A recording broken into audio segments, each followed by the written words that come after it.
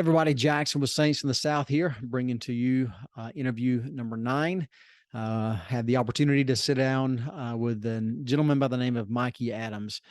And it's kind of a lengthy interview. However, Mikey does a wonderful job in going into detail in the struggles that he faced, beginning as a very young boy, living with his mom and sister and being exposed to things that a little boy shouldn't be exposed to at such a young age, all the way up through his teenage years and into his adult life. He talks about his addictions, drugs, alcohol, and everything. And then ultimately, he eventually is able to overcome all of that by relying on some great help of others, as well as obviously his Savior, Jesus Christ. One of the things that I wanted to share with you real quick before we jump into this interview is a quote that he shared. And he said, in sobriety, the only day you really have is today. And that really hit home, thinking about individuals that have struggled with addiction, alcoholism, and everything. They really live, day to day. You wake up, get out of bed, and your number one goal was to conquer that day, to live that day clean, and then wake up and do it all over again the next day. And so, Mikey, he shares a few experiences where he had gotten clean and then ends up falling back into the same traps and everything. So great listen.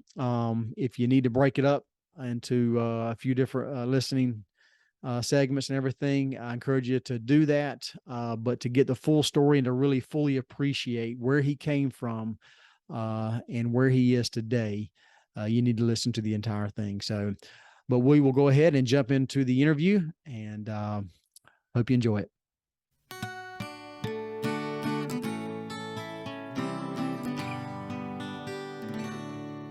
We are Saints in the South, your source for gospel growth and good times. All right, you ready? Yeah. Okay. Yeah. All right, everyone. Welcome. Jackson Howell with Saints in the South, and I'm here with Mikey Adams. So good to have you, Mikey. I appreciate you coming on and taking some time to share your story with us. So, Absolutely, man. I'm really glad to be here and be able to share my story. Maybe very, very good. inspire somebody or absolutely. That's someone. That's what it's all about. Being an influence for good for people and everything. So, so we'll just kind of start out, and if you would just kind of take me through a little bit of your upbringing and youth, and kind of where you found yourself, and how much of the life maybe incorporated church, and how much of it didn't, and so forth. So at an early age, my grandma, she was, we were based out of Brunswick, Georgia, and my grandma was a big holy roller type deal, I guess you would say. Back then it was, church every Sunday, wash her mouth out with soap, pick dollar weeds. Like, it was real deal at Grandma's house. We lived right next door to Grandma. And during the week, tangling with Mama. Mama was more of she was the black sheep of the family. Really good woman, but she liked to have fun. You know what I mean? Right. Like, she worked, she paid bills, she participated in school functions. She was one always there at 4-H and any kind of activities, and did things with our class. But come the weekend, wasn't nothing to see a live band at the house, or Halloween parties, or big Christmas. She was real big into the holidays. So, and then come Sunday, it was church every Sunday. Saturday night with Grandma, wake up, same routine, brush your teeth, make your bed, whole nother world, you know what I mean? Right. And very grateful for that today, So you said your mom would drop you off Saturday night to go to church with Grandma? Basically. Okay, gotcha. Or to do whatever she wanted to do, and that's where I was at. Was come Sunday, I was at church, but and no, I'm not bashing my mom at all. My mom was a great mom, especially back in that time. In the 80s, it was what I thought was normal. You know, everybody I knew and where I seen, nothing was out of order. Right. You know, other than Grandma's house. So you know, church all the time. Knew that there was a God. You know, didn't really know him, but I knew of him. And then I had a friend that lived right behind us, Emily, and somehow we met, and I don't know, we might have been 5, 6 years old, and we become close friends. Her mom and my mom become close friends, and then our whole childhood we kind of hung out with each other, right? So her grandma was part of the LDS church, and that's where it come into play. So, you know, growing up, they would live with us, or we would live with them, or, you know, be kind of, they were kind of like roommates, you know, my mom and her mom. So I would go to church with her and her grandma, and we got introduced to a church over there in Darien, and started going to church. And, you know, I knew church. I knew that's what I did on Sundays. I didn't know the difference between LDS and Baptist and all that at the moment. So we got into it, and I got baptized and passed sacrament and did a little bit, you know, learned songs of the Bibles and stuff, you know.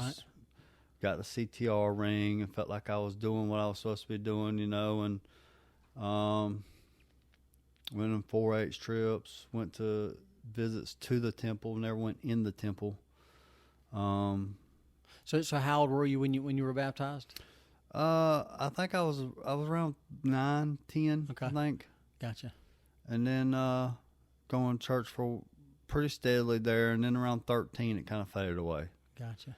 And that's when the skateboarding and the, you know, skating rings and malls and movies and girls and life kind of kicked into play, and distraction, earthly things, just worldly things, you know. Easy for it to happen. So now, did you have any siblings? Yes. Okay. So I was adopted. Okay. And I probably should have started with that, but I was adopted at 18 months old. My mom, she was a disabled veteran, and she got checked. She didn't really have to work, but she had her little ceramic shops in the back, you know, and did ceramics and lots of arts and crafts stuff. She was real big in arts and crafts. So, but I had an older sister that was 8 years older than me, and that played a big role into me being around things I probably shouldn't have seen at the age I was, you know. So, you know, being around her friends being over, you know, there was a lot of, my mom sold weed back in the day, and I wasn't nothing to see a lot of marijuana on the table being sorted and dealt, and, you know, stuff we don't need to get into, but. So you're being exposed to a lot of stuff at an early age. Horror movies, drinking, partying, live bands. Right. No heavy drugs, but I mean, you know, enough that I shouldn't have seen. Right. You know, enough to make me feel like stuff was okay that wasn't really okay. You know. And then until just recently, I'm realizing how bad it really was. You know. So, you know, growing up, seeing everything, it was like, okay, so this is what I'm supposed to do. I'm supposed to work hard, get a check, and pay my bills, and go to the bar, or have a couple friends over, drink some beer, and for the weekend, right? Settle down on Saturday night, go to church on Sunday, and go back to work on Monday. You know, sounds like a country song, right? Yeah, yeah. So it was like that was the routine over and over and over, and so, you know, life was chaotic. It was ups and downs, ups and downs, ups and downs. As I got older, I'd say in my 20s, I really started focusing more back on church on Sunday. I guess it was kind of what girl I was dating at the time. Okay. And I loved church. You know, I loved God. I've always had that in me for somewhere, somehow.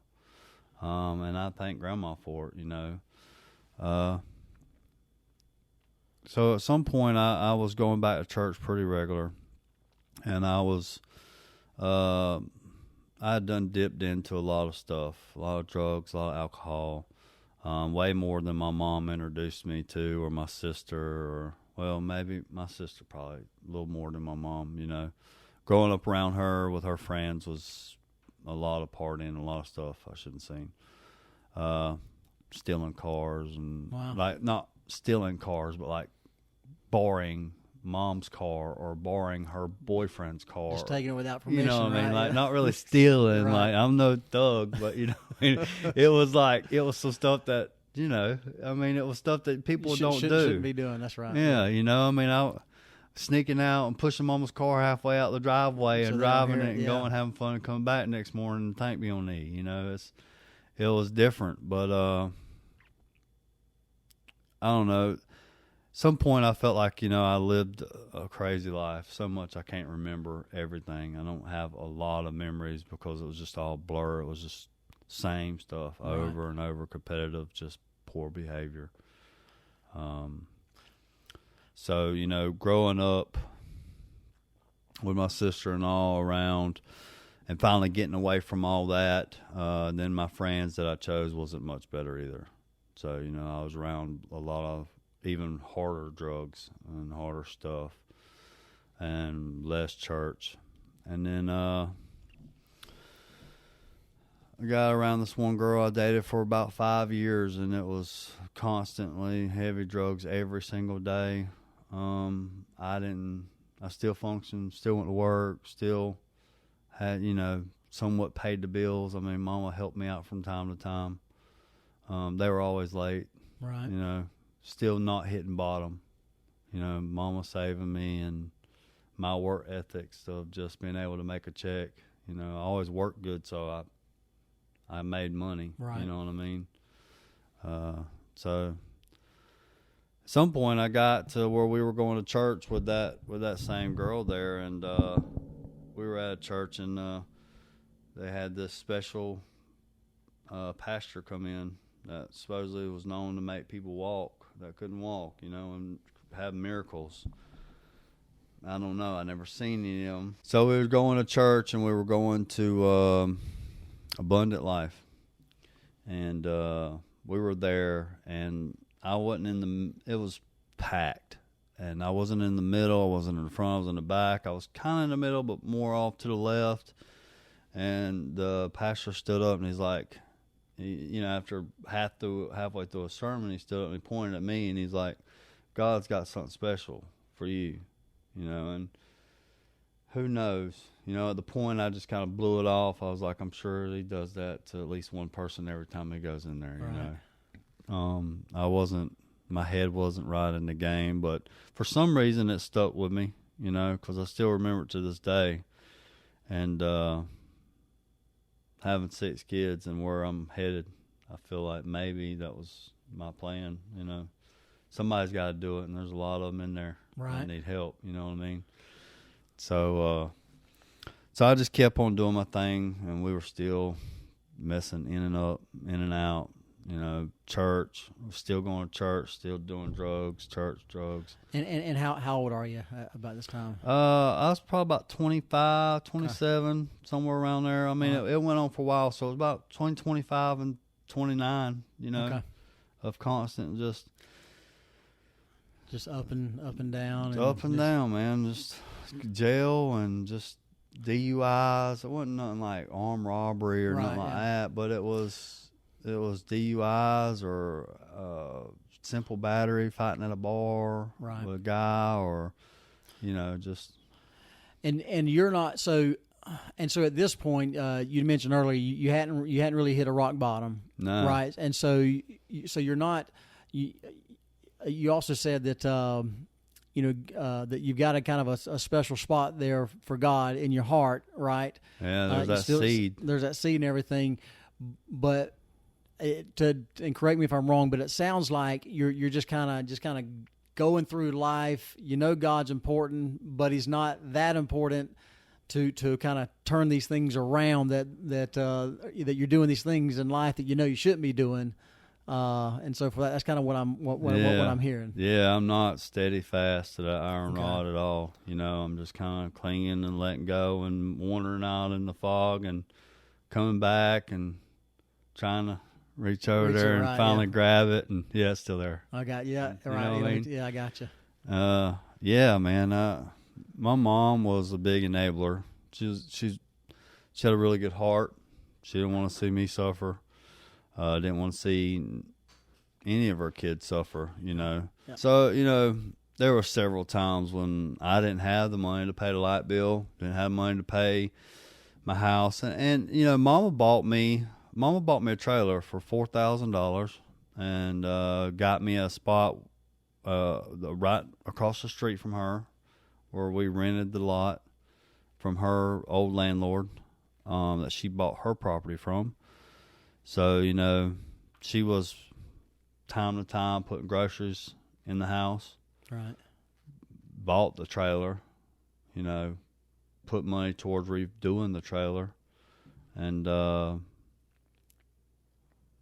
like I said, food, light bills, just A lot of this stuff she's handling. every bit for of you. it. You know, if I really wanted to not justify it, I wasn't doing very good at all. Gotcha. I Right. still went to work, but I mean, I'm sure a lot of my money was going towards partying. Right. And it wasn't a Friday night I missed, you know.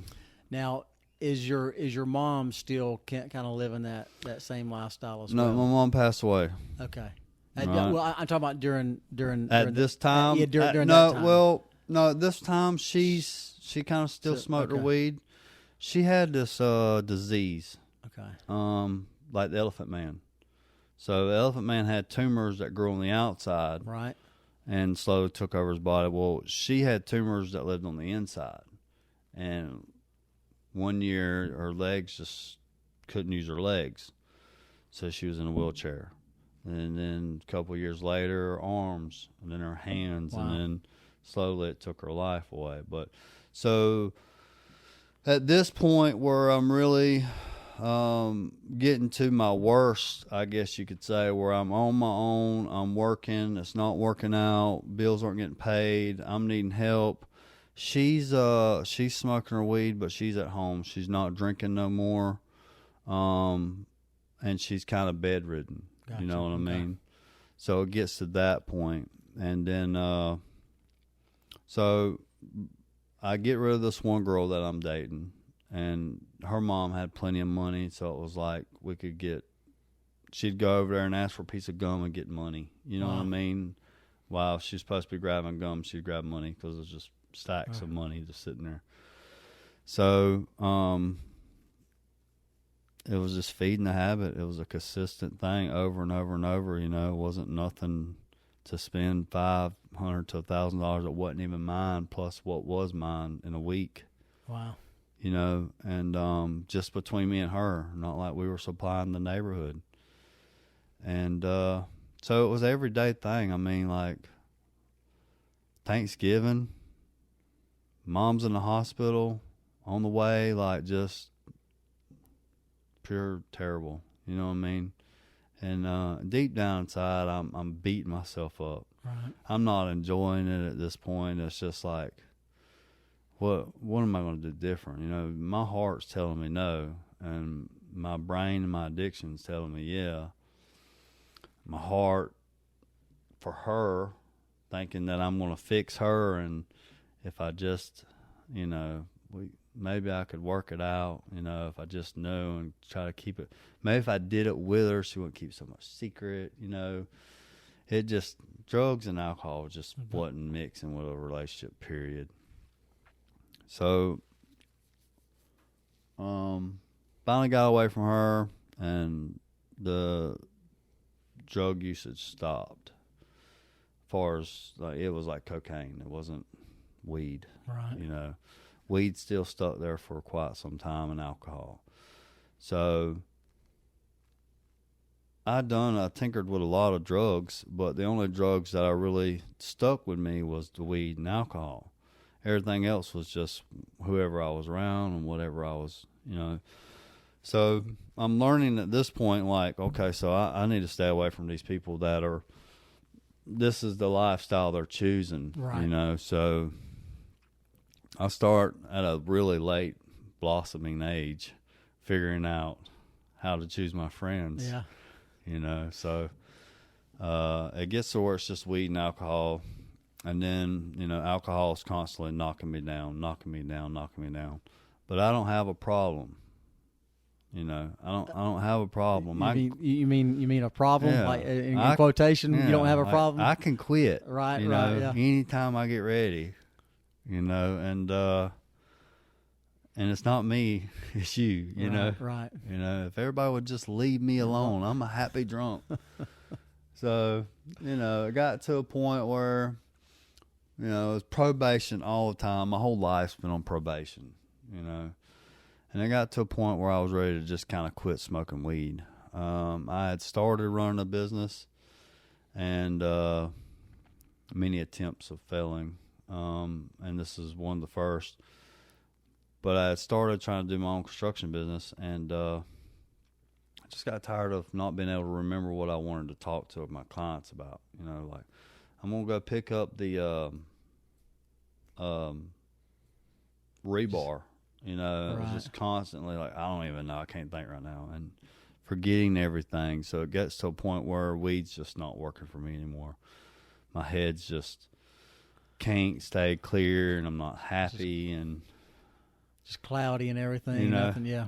You know, deep down inside, God is just really just starting to work on me. You know, I feel like, so the weed kind of disappears, and I'm good with that. You know, every once in a while I'd smell it and I think I'd want it, and I'd hit it and I'd be like, no, that's not what I want. And I'd be done with it.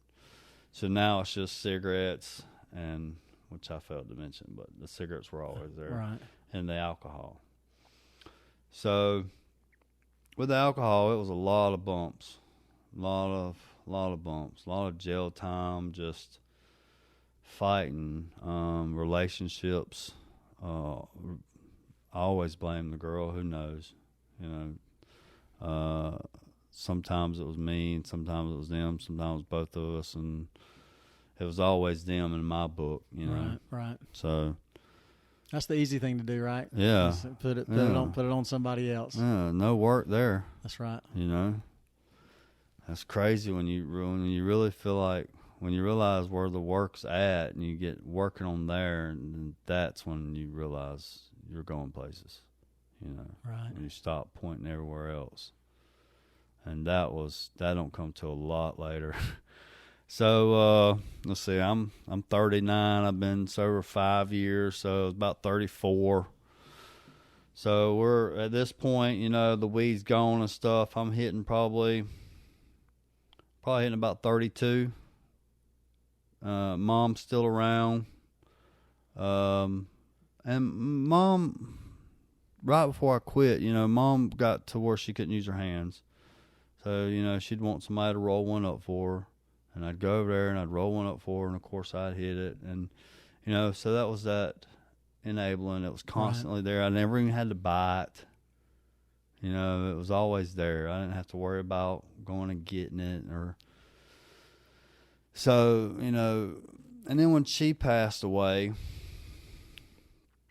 I was really done with the weed, and the drinking got really worse. Was that as far as it getting worse, was it a reaction to your mom passing away or anything like that, or just something that you just, because you kind of specifically weren't doing the weed or anything else, you just kind of turned? I'm not really sure. I think my problem with alcohol was boredom. You know, just so I didn't have Mama's house to go hang out at no more and just chill. Because I'd go to Mama's. I mean, she had a movie collection, crazy movie collection. You know, that's all she did. So she was burning her own movies, and, you know, we would just watch horror movies and every episode of MASH, and just, you know, it was like I got my own collection of MASH DVDs, you know, and it just that took that away from me. So it was one more open spot. I had nothing to do. You needed to fill. Gotcha. You know, and I kept losing these things that was filling me up and not replacing them with anything good. Good. Okay. You know, so here it is, just, okay, well, nothing to do. I'll go get a 6-pack, sit at the house, grill out. I'll go get a 12-pack, call somebody over and play some beer pong. Right. You know, and it was just constantly filling it with more. That's kind of interesting to think about. You know, you may be familiar with the term idle hands or the devil's workshop. Yes. Right. And yes. so that's when you said that, that's kind of what come to mind. You know, when you've got a lot of Killed it. empty time, you know, Yeah. the devil's he's going to find things. I don't do good sitting still. Right. You know, and I never was. You know, any idle time, I'm in trouble. You know, I know that for a fact. Right. And I stay super busy these days because of that. But, so, you know, the drinking just constantly, you know, work, come home, drink. Got to be, or it be just a beer, a double deuce, or a 6-pack. And then on the weekends, be 12-pack case or whatever till the money was over or till people left. And, you know, it got to a point where I just didn't want to be alone. And I'd finish one person's house or a party or the bar that night, and I'd be looking for the next one. You know, while everybody else is going home. Maybe one night somebody would go out and do what I was doing every single night. But, you know, me seeing them do that one night justified me able to do it every night. You Wow. know, this is what people do. No, this is what you're doing, Mikey. You're doing it every single night, you know. And just chasing something to do, you know. Life, I wasn't happy with my life, I guess, what it all boiled down to. So the night I got sober was my birthday. I was 34 years old. I had went to this restaurant called Toucans, and I had been working up there to repair some floors. And late nights, because I'd do it after they close, drinking. And then that weekend, that Friday, it was like, I'm going to go up to Toucans and I'm going to drink and then see what happens. So we go up there, and next thing you know, bar's closing down and I'm not ready to go home. Now, this is several nights, don't get me wrong, this was several nights of drinking and partying constantly, running, almost killing myself, like almost hitting a tree, like almost, like several things I've done that I shouldn't be here today. You know, there was moments of just, I mean, I ran a stop sign one time and hit a curb, and there was a bar right next door to us. I mean, luckily there was no car coming. I was getting off the off ramp. Well, Mulligan's, you probably heard about Mulligan's or something, 341 in Brunswick. So I left Toucans and was going to Mulligan's and never stopped at that stop sign. Went straight over that curb and busted my tire out. Didn't care.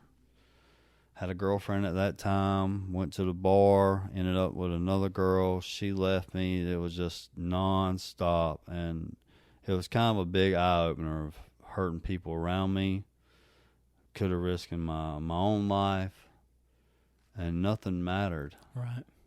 There was no fear, no care, and the very next day I was right back at the bar again. You know, so I leave Toucans the next night, and I'm chasing this girl out of town, and I'm trying to put her address in, and I run off the side of the road, and I get stuck. And I'm in Brantley County.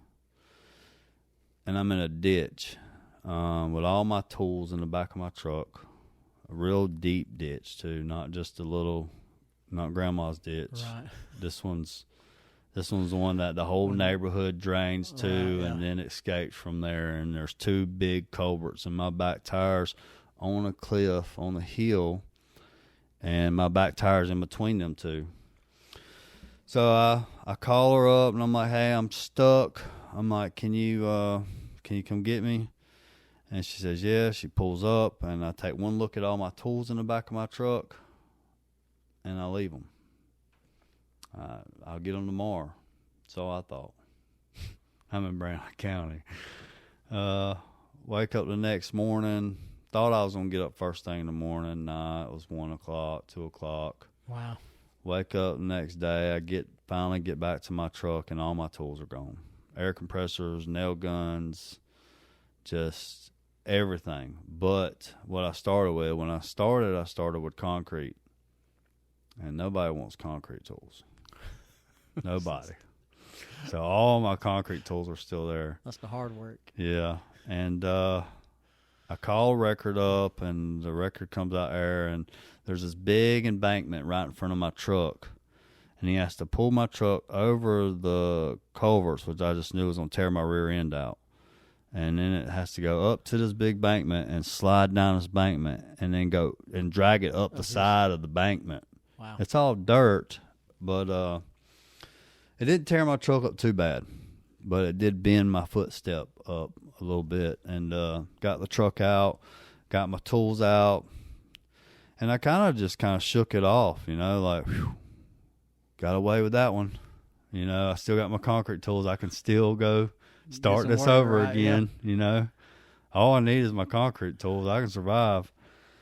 And the next day, or that day, so from that day I go up to a place called Mud Cats.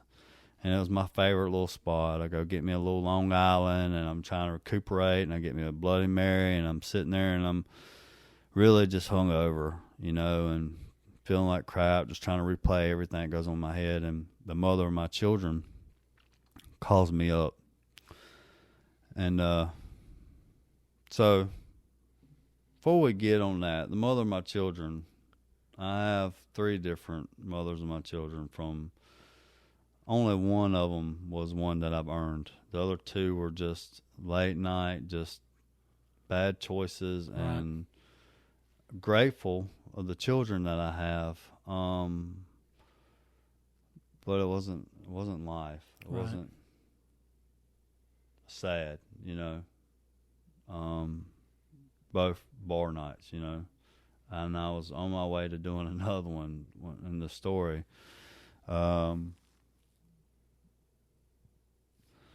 But anyway, so the mother of my second kids, because I have 2 with one, and one from another woman, and then my most recent ones at this point were 2 from her. And she calls me up. We're split up. And she calls me up, want me to watch the kids. And we have a long history. Nothing's ever smooth and easy. Right. It's always something. And I tell her no, I'm drunk, I'm hungover, I'm not feeling it. You don't never want to let me see the kids, blah, blah, blah. Now you do, and I'm just not, And she gets me with the, you don't never do nothing for them. And it hit home, I was like, okay, well. So me and her had this restraining order out on each other. And it was supposedly a year or something. I come to later find out you got to wait a year before you are around her or be around her or whatever. And we were getting close to that deadline. Come to find out later, but so we know we're not supposed to be around each other, and I tell her that too, And she's like, I really need some help, and I can't do this alone. Blah blah blah. So I was like, okay. So I go over there, and she goes to work. She's working at this flip-flop bar type drinking alcohol atmosphere where she can drink, and it's a weekend, it's Shellman Bluff, it's partying, and here I am, I'm hungover, and I've done had me a couple Long Islands, and I put the kids in the bath, and they're 2 boys, one of them's probably 18 months old at this time, and one of them's almost 4. And so I put them in the bath, and I sat down on their bed, and I was getting their clothes ready, and I got their water running, and I was so tired. I passed out. I fell asleep. Holy cow. I fell asleep, and she had come home, and she had been drinking too, and it really hit the fan. So she had took my wallet, my keys, my phone, all my records and stuff out of my truck, just whatever she could do to take from me to hurt me while I was sleeping. And then she woke me up and told me to leave. Then I didn't have my phone, didn't have my keys, didn't have nothing. And I'm like, how am I supposed to leave? So we got in this big argument. I had to call the police. Here's the warrant coming into play. Right. You know, and they're like, you know, we could take you to jail. And I was like, look, I said, I was just here trying to watch my kids. I just want my stuff. Just get my stuff. Well, she don't know where your stuff's at. She has no idea about your stuff. So, you know, it's just like, things are really, really bad right now. At this point, like, I'm sleeping in my truck. All my belongings are in my truck. Of course, I never slept in my truck, but I didn't have a permanent place. It was like, hey, can I stay at your house tonight? Hey, you can stay here for a couple of days, or hey, right. you know. So, I mean, I had a lot of friends after living in the same small area for, you know, 30-something years, enabling me, you know, keeping my head just above the water.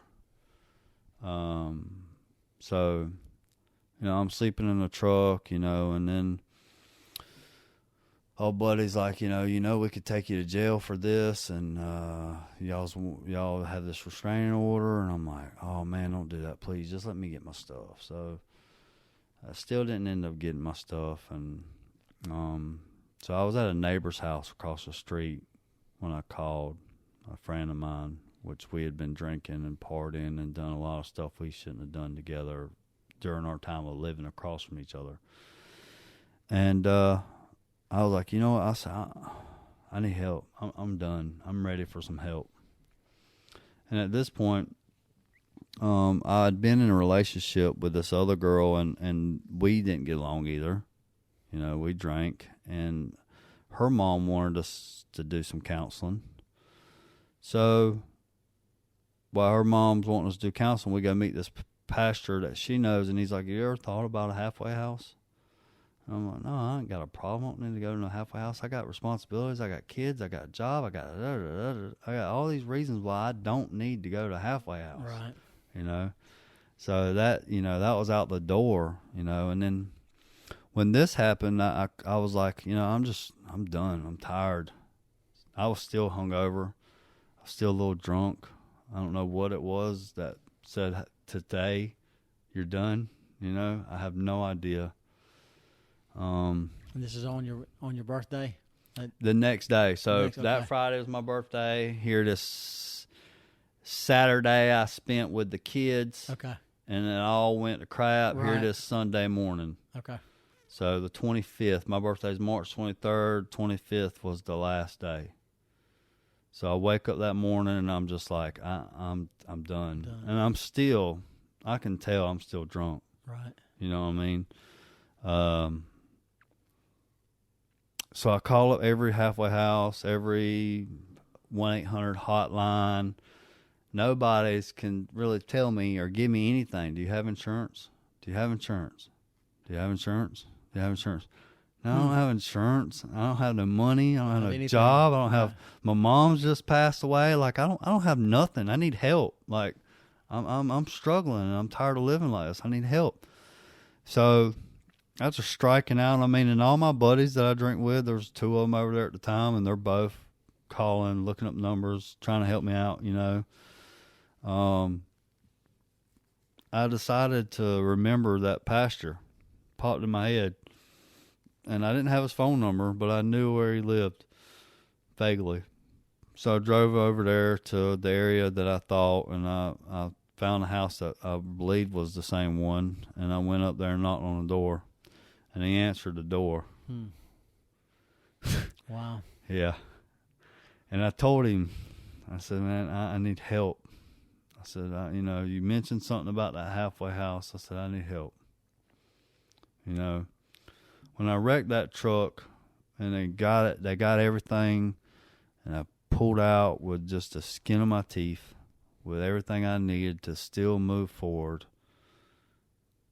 I took that as God saying, I'll take it all from you, or you can change today. Now, I had just got that truck when I put it in the ditch from my sister, my real sister, loaned me $1,000. Now, I come from a family that is druggy and don't have money either, but just so happens she got a little insurance thing and got a little bit of money. So she loaned me the money to get that truck, and I was starting my business again. And I heard God's voice say, "I'll take it all from you, or you can change." And that's when it hit, you know. And so I'm at his house, and I'm telling him, I'm like, you know, I can't do it no more. I said, you know, the longest time I'm sitting here saying it's not me, I don't have a problem, I got a problem, you know. I had went to an RSAP program. You say RSAP? RSAP. What does that stand for? So it's a recovery. Honestly, I can't tell you today, but it's a recovery place. Okay. It was a Coastal State Prison. It was a 6-month program. When me and the mother, one of my kids, got in a fight one time, I got locked up, and I missed a lot of story.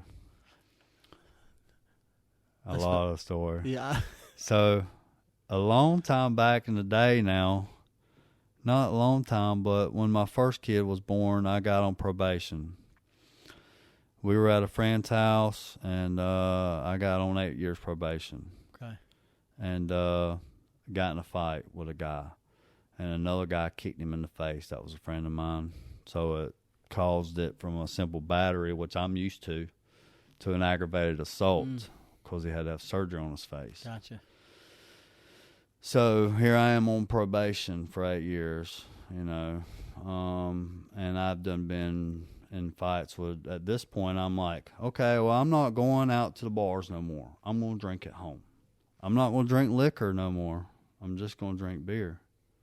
I'm not going to, you know, it was all these. Kind of kept giving yourself an out. It's like, okay, I'm going to keep drinking, right, but I'm going to do it different. That's right, yeah. You know, and nothing I tried worked. It didn't matter what it was. I was getting in a fight. Trying to do it your way. Yeah. Yeah. I got a way out. Yeah. You know? So, you know, I got in an argument with the mother of my kids at one time. They locked me up. They were going to rebuke my probation. And I just so happened to know a lady in the jail cell that was friends. I mean, I knew everybody in Darien. It was a small town. Right. You know, so one of the girls that was in there was one of my best friend's sisters. She's like, "Mikey, I know you're a good boy. Why are you in here?" Blah, blah. So she talks to my probation officer from revoking my sentence and taking me and sending me to prison for the rest of my time to just doing an RSAP program. Okay. So I go in there and I'm like, I'm on top of the world. You know, I'm a crew leader. I'm an expediter. I'm telling people to follow rules and get up and da-da-da-da, you know, and I graduate with honors. And I get out, and about a month after that, I stayed sober still, you know. And I can remember cracking open my first beer and saying, "Nah, I don't want it," and I threw it out, you know. Didn't even finish it, and I was like, "Nah, I don't want it." And then we went on vacation with one of my sons. So at this point, I'm 7, 8 months sober, maybe 9.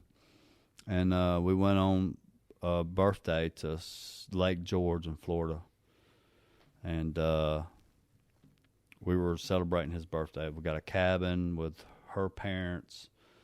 And, you know, here's my addiction kicking in, right? So we're riding down the road, and I see this place that's got this big chair, you know, one of the big chairs you get in, it's right, overgrown. Yeah. Everybody takes pictures in, and I'm like, that looks like a good place to eat. Well, first of all, we're all just hanging out at a cabin in the river, and I'm like, let's go sightseeing. I'm not a sightseer. You know what I mean? Like, that's how bad my addiction had me. Like, let's go sightseeing. And the first place that I wanted to sightsee was a restaurant that looked cool enough that deep down I know good and well, looking at it, that serves alcohol. They got alcohol there. And here I am, an alcoholic in recovery. Now, granted, I had no meetings at this time. I was doing nothing to keep me Reinforce I was gun pro in behind bars, that safe place. Right. I was all about the studies I knew everything. I had all the answers, and then I get out and I'm doing nothing. Doing nothing but just staying away from it. I got this. So we go sightseeing. We see this place. I'm like, let's go get something to eat. We go in there, and the girl at the time that I was with, the mother of my kids, she's like, I'm like, well, let's just get one Long Island, just one Long Island. No, you don't need to drink. You're supposed to be done. Da da da da. And I'm like, I got it. It's just one. So that's it, just one. Famous words, Man, right? I tell you, for the longest time, I beat myself up over that one. And now I know it's the biggest tool I have in my tool shed. I cannot have one. So that one that night turned into, let's get a 6-pack. Well, that one went down too fast, so I'm going to get one more. And then you couldn't really enjoy just the one, right? You needed. It was one swallow gone, So I got another one, and then another one. Then we ended up leaving, and I talked her into getting her some wine coolers, and I got a 6-pack. And we went back to the cabin, and I'm out cast, net, and shrimp all night, and I've done drunk my 6-pack. She's done passed out. I'm going to drink her wine coolers. And her mom and them think I'm still sober and doing good, and they come out there and just about catch me. End up throwing the beer in the water, so it was a real secretive thing, and trying to be somebody I wasn't. I was disappointed in myself. Deep down I knew that I'd done fell again. And so it was, 2, 3 o'clock in the morning. I'm still up drinking, throwing a cast net. Wasn't catching nothing. I mean, I was. I was catching a good bit of shrimp in a freshwater pond, So, the next day I woke up and it was same old Mikey, drinking, back to drinking. It would be another probably 6, 7 years before I got to the point where I'm at this guy's front door again. Gotcha. Okay. And I'm like, I'm ready for help, I know that I've got a problem. When I went to RSAP, I got 50 people telling me that you're the problem. Right. All these guys in here saying, no, you're the problem, and I'm starting to see, okay, it ain't this girl, it ain't that girl. They're right, when you got 50 people telling you the same thing, let's go get to get through. Somebody's telling the truth, right. and it ain't you. Somebody's seeing some stuff that you don't see, so I'm like, I've called every halfway house, like, can you please find me somewhere to go, some help somewhere. He's like, okay, well, let me make a call. And he calls one of the same halfway houses that I call. And it just so happens he's a board member. I had no idea. So he gets me in there, and he puts me on the phone with them, and they're like, well, can you come tomorrow? And I'm like, no. I was like, please. I need to come today, like right now. Yeah. I need to come right now. And they let me come. Wow. And I went over there and I got sober for 30 days, was doing everything right. At this point, one of my children was from my first mother of my children. She was no good, and nobody. I wasn't either, so she's still not doing what she needs to do, but... So I had custody of him. He's in DFACS at this time because I don't have nothing in no place. And so, I'm like, I'm in the halfway house. I'm about 30 days clean. And I'm like, they won't, no, you're not supposed to have no phone. I wasn't supposed to work for myself. So I had come up with every way around that. I bought another phone. I gave them my phone, bought another phone. I had got another guy to write me a check as to look like I wasn't working for myself, to say I was, working for him. And one day he calls me in the office and he's like, call your phone. And he gives me his phone. And, the catch is is my phone that's in his desk going to ring? Right. Or is it not going to ring? And I already knew. I was like, dude, I got a phone. I said, I got to have a phone, my kid's in defects, and you got to take random drug screens. Like, I got to have a phone. Well, we got a phone here at the house. I wanted a phone, So he kicked me out. This is at 30 days. And I was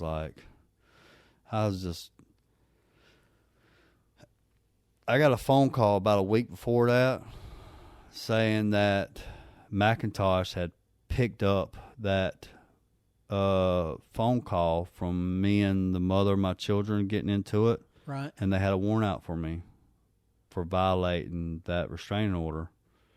And I was like, what?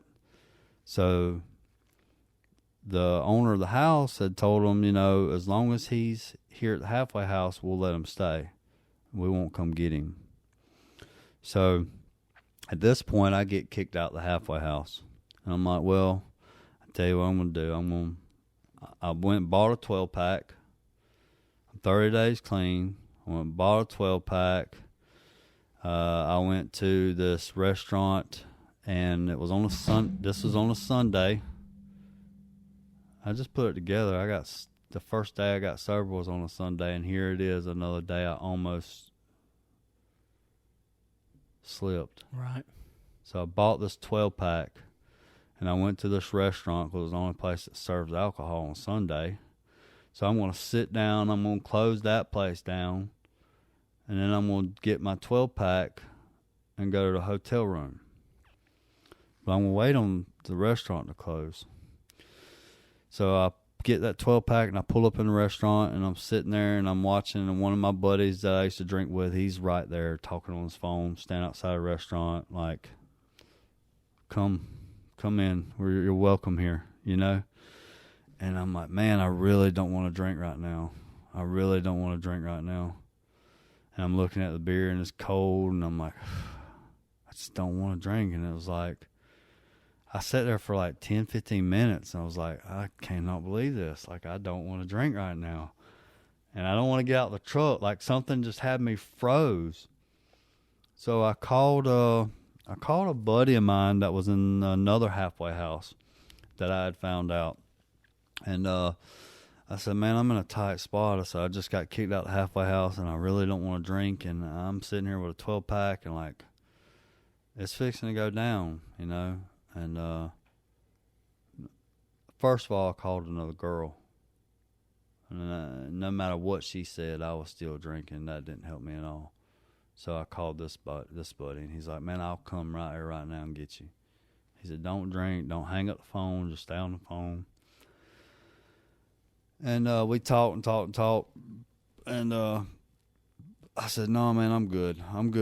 I said, he said, come to the meeting, and we got on the subject that I was going to go it was just so happens almost meeting time. So I'm like, okay, I'm just going to come to the meeting. So I leave the restaurant. I take the 12-pack back into the store and see if I can get my money back. Right. Who does that? Like, I've never did that, and it didn't work. Okay. They wouldn't take it, So I go to a buddy's house that I used to drink with, open up the door, and knowing now, I probably should have just dumped it out and not been feeding into somebody else's problems. Right. But he was like, sure, I'll take it. Yeah, he was like, just leave it at the door, Bo. Just, we're drinking, go ahead and go, So I said, man, I'm going to swing in, I'm going to drop this off I'm going to open up the door, set it in, and I'm gone. He's like, all right. So I dropped it off and went to a meeting and got to another halfway house, and I was talking to Chad Waters for another halfway house, and he was like, as I'm sitting there with this 12-pack and stuff and waiting and debating, he's on the phone with me too, and trying to see if I can get in this halfway house. He's like, man, I want you. He said, do you got a picture of your kid? And I was like, yeah. He's like, won't you open up your phone, pull out the most recent picture of your kid, and you tell me if you can still drink after that. Wow. And that's all it took. I was like, man, he just called me out. Right. Like, really, like, so, yeah, so I went to the meeting. He offered me a place in the halfway house, and at this point, here I am, 31 days sober. And I didn't drink, didn't slip, I was real close. Real close, right? And what's that inner, like in that moment? What's that inner battle going on? What is it? What does it feel like? I don't know if you can put it in words or describe it, but you're sitting there right outside, and you've got the opportunity to go back to your old ways again, and it's that backflash, man, of all the pain and misery. Now, remember, I've already had 30 days of just feeling on top of the world, right. Feeling like I'm getting my stuff together. Finally, I don't have any desire at this point to drink. You know what I mean? I had not one desire. Did I crave it? Not once. I don't know how. I don't know how. Nothing has ever been easier to quit than what it was that day. Nothing. Wow. Like, I have not had the desire at all, not once, and it's 5 years now. I've thought about it, just a quick romance, but instantly it's that, oh no, that's scary. Yeah, you know what I mean? Like a little child, right, like a little child going down the hallway with no lights on. Like, seeing that monster. That's right. Yeah. Nah, come hold my hand. So, yeah, man, that's exactly how it felt. It was just that I didn't know how to cope. Mm-hmm. Being raised around drugs and alcohol at such a young age. I mean, I got pictures of me at like 5 years old, and pictures of me chugging a Budweiser. I got 2 of them and 2 different shirts. Means it happens more than once on different days. You know what I mean? Right. Because I got different clothes on. And instead of my mom being that mom to say, hey, put that down. Whoa, stop, drop everything, save him. Let me take a picture. That's what it was like, right. Back then, I don't know. It was the 80s. You know what I mean? Right. I speak as if it was the 60s, but you know what I mean? It's like nowadays you understand a little bit. Like, right. It ain't what it used to be, you know? And so at an early age, it was really kind of ingrained in you as normal. This is normal. This is what life is. That's right. Yeah. When you're old enough to drink, you drink. Which makes it even more impressive where you are now. Oh, absolutely. Absolutely. So, here it is in a new halfway house, and I'm sober, and everything's turning good, man. Everything's going real good. And, I'm focusing on, like, every little thing, like from biting my nails, like just anything I can just knock out with addictions and quitting, and just like I'm on it. You know what I mean? Like, business is going good. I'm starting to really see that I'm not good with coping. I'm starting to learn how to talk because we're having meetings in class, and I'm like talking out our problems, and I'm understanding, and I'm getting that, right. You know what I mean? Instead of holding it in and being angry and reacting. So, I'm just trying to work on everything. And I'm going to church again. I'm going back to church every Sunday. I'm putting on my best outfit, And where are you going to church? At this point, I was going to Blythe Island Baptist. Okay. And that's where my last Baptist church turned out being. Okay. And I hate to blast them on the TV like that. Not yet. It ain't happened, but it's coming. And I hate that. But I think the good part of it. Yeah. Is it's different strokes for different folks. That's right, exactly. It gave you a place to go to really try and get right with God. Yeah. And start building that relationship. It was definitely with God. So it was my stepping stone. Yeah, I wouldn't be where I am today without it, by no means. So that's why I say I don't want to bash them and put their name out there. But so the pastor there was like amazing. I mean, he was really good. Like, I felt the spirit. I felt all warm inside. Like, I felt like he was talking to me every single Sunday. Everything's going good. I mean, like, I'm still Mikey. You know, I'm running stop signs. I'm getting pulled over, but I'm getting away with it. Like, he's letting me go, you know. Like, I've got a sober life sticker on my truck, and they asked me, you know, I went to the, what fight was it? It was like the big fight. I can't remember if it was like De La Hoya or something. It was some big boxing fight, and I can't remember what it was, but we were on the island, St. Simon's Island. I'm leaving the island. It's 2:00. 5 people in a car. First time in my life, every one of us is sober. At 2:00 in the morning, leaving the island. Right. So I make a New York stop at the stop sign, and I get pulled over. I'm like, oh my goodness, are you kidding me? So, I break out my phone. I start recording it just because it's like crazy. Like, right. I'm out. I'm not going to jail. Yeah, right. You know what I mean? It's 2:00 in the morning. I'm getting pulled over with a car full of people just left a party, and nobody's drunk. Right. Our parties was, I mean, it wasn't the parties I was used to, but it's still a party nevertheless. So, you know, and the cop asked me, he's like, "You've been drinking?" I was like, "No," you know. And he's seen the sober life sticker on the side of my truck, and he's like, "Okay, have a good day." Wow. So, you know, it was like a real rush high. It was a different high than I've ever had before. You know, it was you know, from doing good. Yeah. So, you know, later on, I've got pulled over several times, and I've been let go. One time I didn't even have insurance, didn't have license, but I knew I didn't have insurance, but I did not know I didn't have license. But my license were suspended because I didn't pay child support. So, they got suspended. So I get pulled over, and I got a few people in my car at this point too. You know, everybody's riding with me, and he asked me to step out the car, and I was like, man, I know I ain't got no insurance. I'm about to get towed.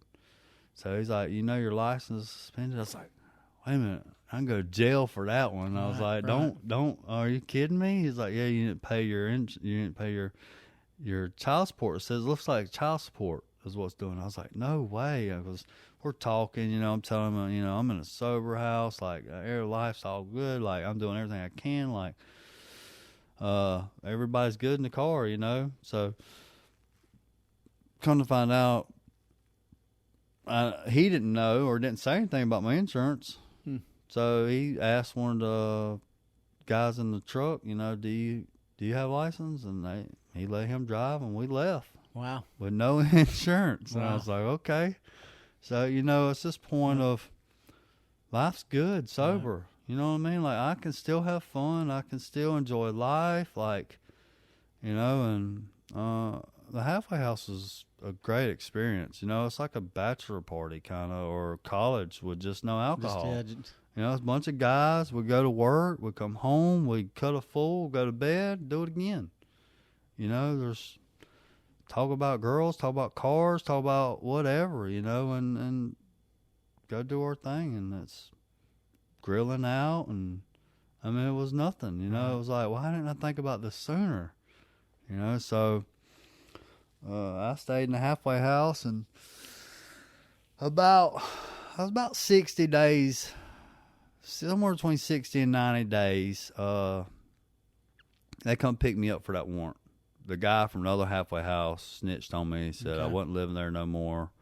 They come pick me up for the warrant. Knock on the door at the halfway house at 3:30 in the morning. You know, so this is the best part. I'm glad I didn't miss this.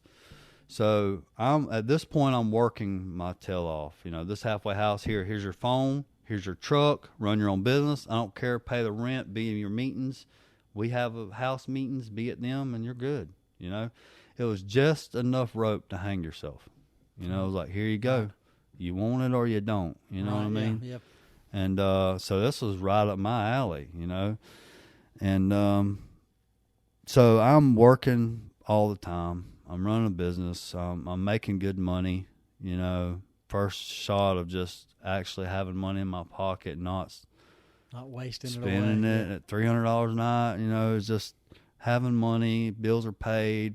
Life's good. I got the halfway house starter kit. You know, you got the brand new shoes. You got a whole different pairs. You know, a whole bunch of shoes, a whole bunch of hats. Right. You know what I mean? And life's good.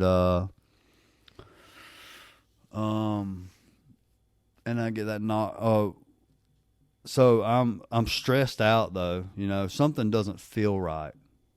Almost like a heart attack, but it was like an everyday kind of just unsettled feeling, and something's just not feeling right. And I prayed. I got down on my knees the night before bed, and I prayed, and I said, God, whatever it is, please. I mean, I'm staying up all night on the phone talking to girls. You know what I mean? And maybe that's what it was. I don't know. But I knew deep down inside I still had this warrant hanging over my head. And I told God, I was like, whatever this feeling is, whatever's holding me down, like, please just remove it. Right. I put that on everything. That night, 3:30 that morning, I got a knock at the door. And some of the guys was like, I didn't tell him what room you was in, you know. And one of them was like, what's his name? Took him straight to your room. He's just there, Right. you know. And I'm like, I don't care, guys. You know, it wasn't even like, you know, it was like, Mr. Adams, flashlight all in your face, like, I need you to get up and put some clothes on.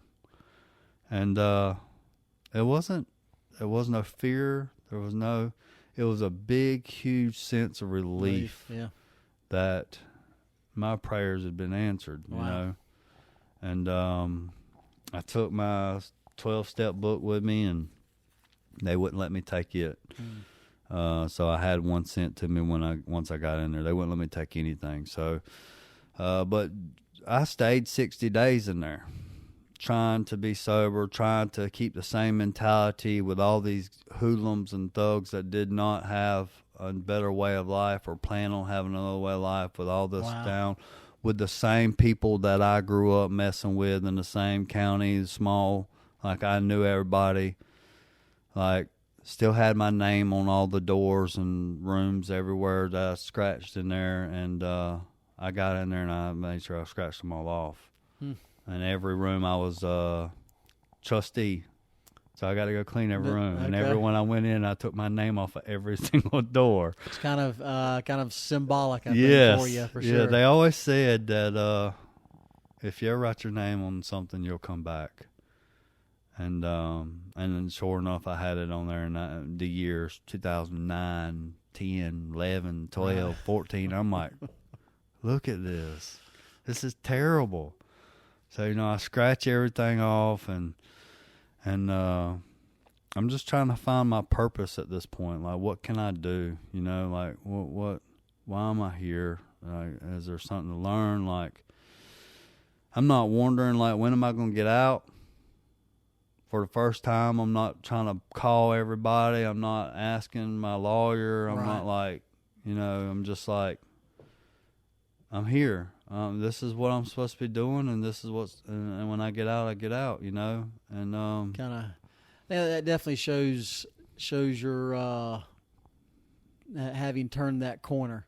Yeah, having that penance there, and willing to pay whatever price the Lord would have you pay. Yeah. And that's exactly how it felt. What can I do while I'm here? Right. Who can I help? You know, and there was a guy that was in there, and we talked, and I shared a little bit about my story and what I wanted, what I'm doing. Now, granted, at this time, I'm 60 days is nothing, really. But then again, every day you only have today. I mean, that's all you really have is today with sobriety. Right. So I'm you know, I talked to this guy, and I kind of mentor him, try to help him out a little bit. And everything's, you know, I spend 60 days, I get out, and I'm paying for my halfway house room, stay aboard the whole time I'm there. I had made a good bit of money and I had some money saved up, and I gave my card and my truck to this guy that got me in the halfway house and let him kind of just pay the bills and do what he could do with it to try to help me out. And he did, you know.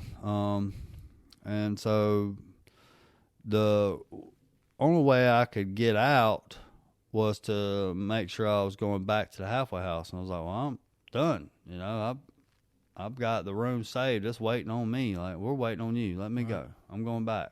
No problem. You know, I'm there voluntary. Right. I want to be there, you know. So we go back and continue doing the right thing. And then I met Bethany, my wife now. She was at this pool on St. Simon's Island. She was just going through a divorce. Her and her husband ain't really been active together in, you know, a couple years, but they're still kind of mingling because he's in the military and you gotta be separated for so long in different households to get a divorce in a certain state that they were in. So they're in Louisiana. So at this point, she's traveling down to see her mom, just so happens to live in Hinesville. Okay. So she's traveling down to see her mom from Louisiana. They happen to go to St. Simon's Island, to a pool that they've never been to before, you know. And that day was my son's birthday, Christian, and we were going to meet with another guy, and he was going to meet us over there, him and his son, at the pool. Well, he cancels on me. I'm like, well, it's my son's birthday. We're just going to go, you know. So we went over there. We start playing in the water and stuff, and I see Bethany. She's walking back and forth, and she's caught my eye a couple of times, you know, and I'm single, you know, and I'm in a halfway house. You know, I've got nothing to lose. Right, yeah. So, you know, I'm like, okay. So I didn't even, she's Asian. So I didn't even know she spoke English at this time. Okay. You know, so we go in the bathroom and I come out and my son, he's like, Daddy, what's that sign mean? And it has this little boy holding his nose with a circle around it and a cross to it. You know, like, I'm like, well, it looks like it says, don't hold your breath, son, but if you go underwater, hold your breath. I was like, I don't know what that sign's saying you to do, but don't listen. Hold your nose, you know. So she goes to laughing. I guess she's listening, so she hears it, and that's when I knew she should understand me at least. Right. So we get back in the pool, and her daughter's over there, Arabella, is playing with Christian. So Arabella and Christian's playing, and I go underwater. Christian's on my back. I go underwater, and I guess Bethany had walked over, and we had been talking, or just saying hello, watching the kids kind of play, really. And I come back up, and Christian's like, her name's Bethany or something, or Destiny. And she said, no, it's Bethany, you know. So we start talking a little bit there. The kids are playing, not really hitting on each other, nothing like that, just adult conversations. And it starts lightning and storming. It's getting dark. It's time to go. And Bethany goes to walk out, and I said, you're absolutely gorgeous, you know. And she's like, well, thank you, you know. So me being me, like, she wants me, you know. That's my head. In my head, that's what that meant, you know. She wants me. Yeah, well, that's a heck of a line to throw out there as they're, you know, it's just like, all right, I'm going to take a shot right here. I may not ever see her again. Yeah, gotta go. Yeah, so she said thank you, and that was it. Right. You know, she kept going, and I was like, well, okay, I tried, and I noticed, I was like, well, she's about to leave. I was like, so we're gonna leave too, right behind her. Right. So, you know, I get dried off, and we get going, and she disappears, and I'm like, well, where'd she go? You know. And I go down the corner, and I turn left, and there she is. She's standing by her car. And I'm like, hey, can I get your number? And she stutters for a minute, a good long minute. She's like, yeah, I guess so. And she gives me her number. And before I get out of sight, I'm already text her to make sure I got the right number. Right, you know, I'm locking it in.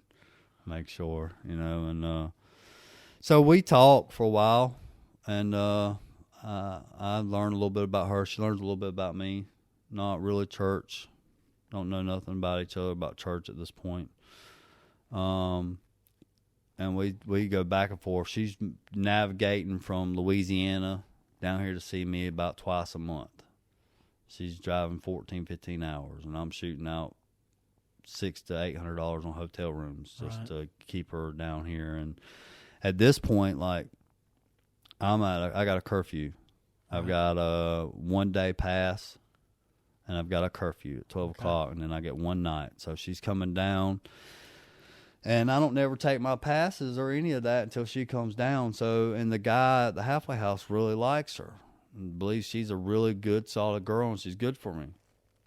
And he's atheist. Yeah, don't believe in God. Okay. So,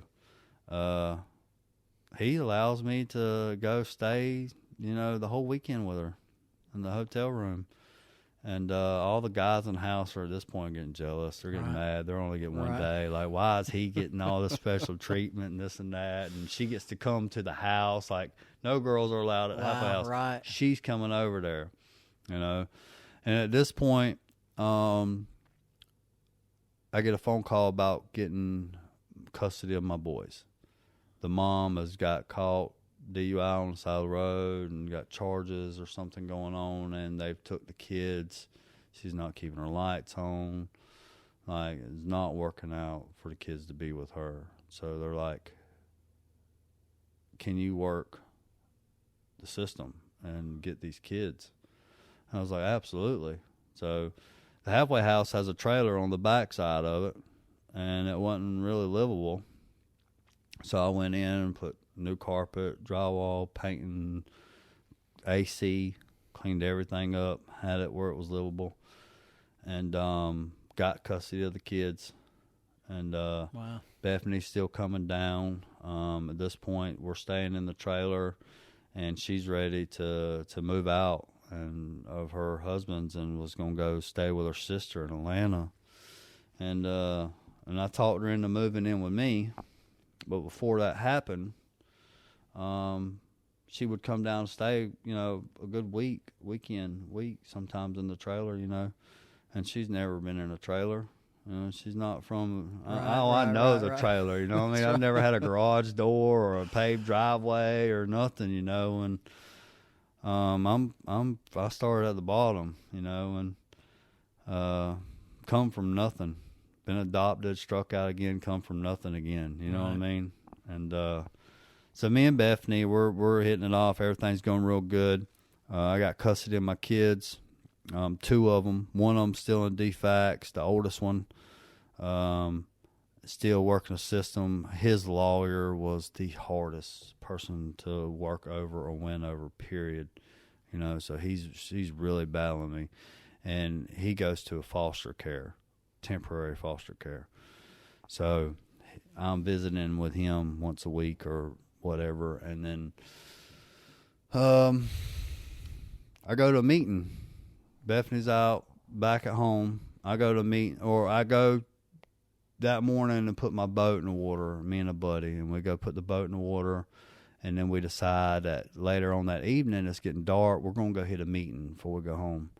So we pull in, we hit a meeting, leave the meeting, and I get pulled over for no taillights on the boat trailer. And instantly he asked me I got my 2 boys in the car. Right. And they're flipping out, and he's putting handcuffs on me. I'm like, what in the world? What's going on? He's like, we got a warrant for your arrest. I was like, are you kidding me? Like, I'm doing everything right. Like, why? What could you possibly have a warrant for? Like, I've already served and done and dealt with everything. And he's like, well,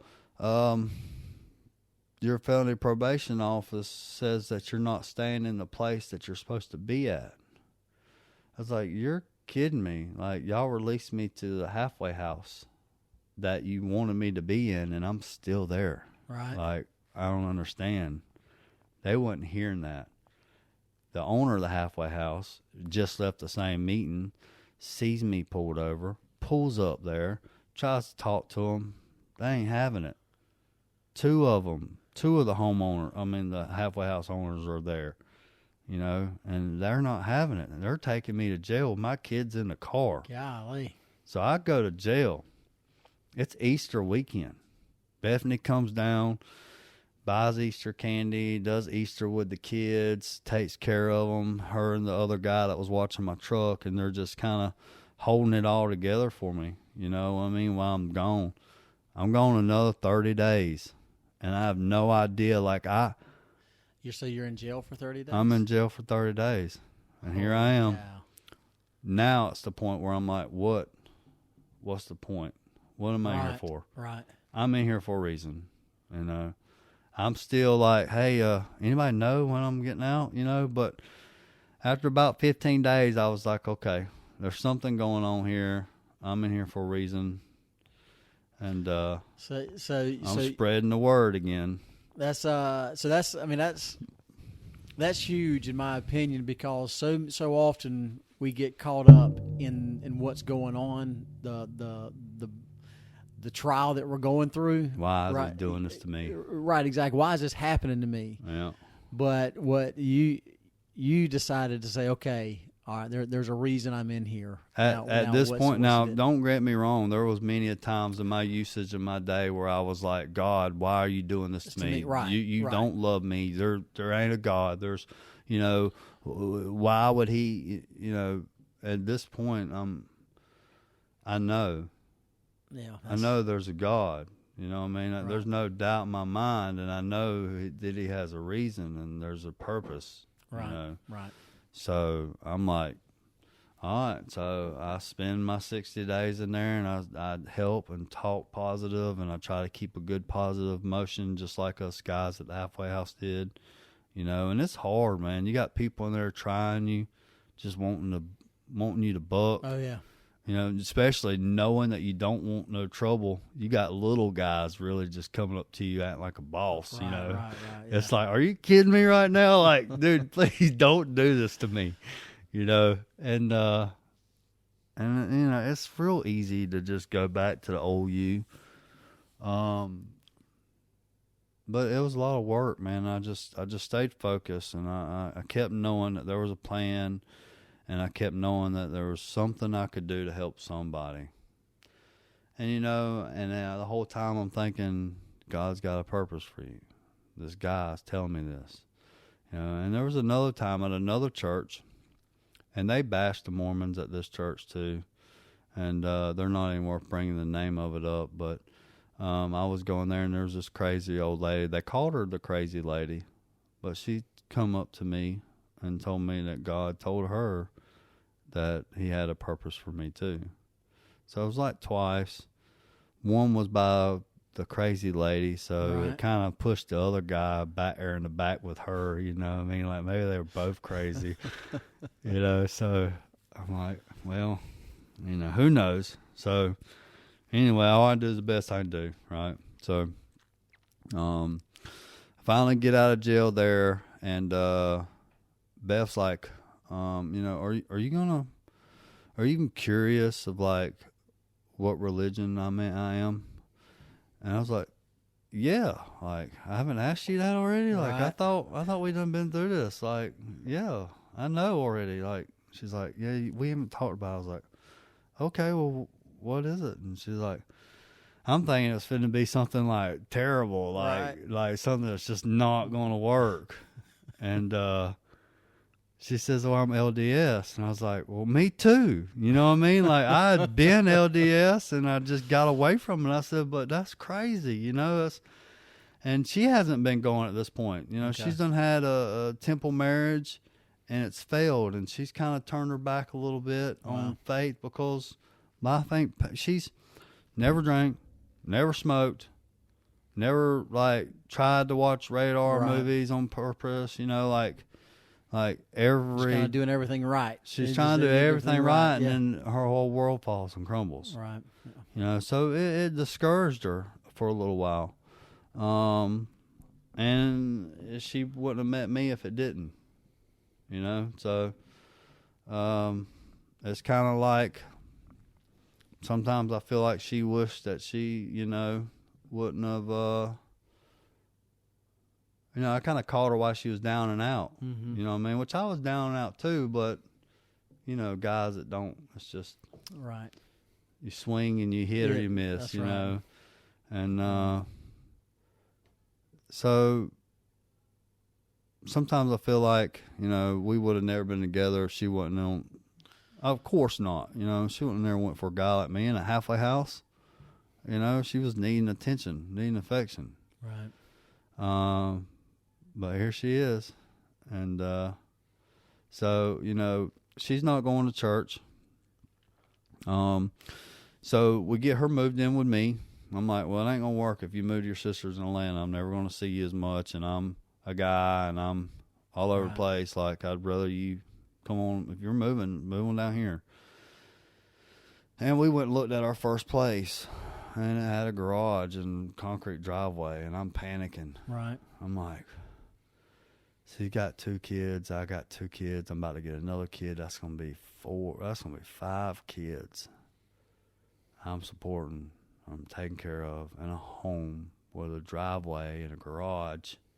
That's a big deal for me. I'm coming from a single wide trailer in the trailer park. You know what I mean? Like, well, I don't have potential for this. I've done nothing but be a loser for 30-something years.